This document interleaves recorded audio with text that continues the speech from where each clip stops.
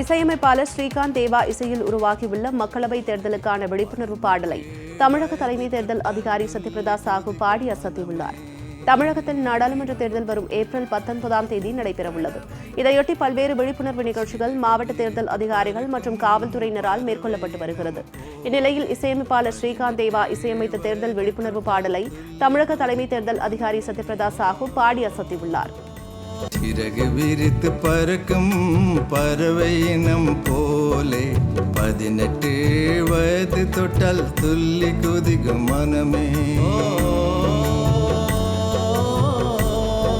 உன்னுரிமை காத்திடும் வயது இது கேளாய், உன் கடமை செய்திடும் நேரம் இது பாராய், முதல்மை வைத்து நீ நாட்டுக்காக வாக்களி. சிறகு விரித்து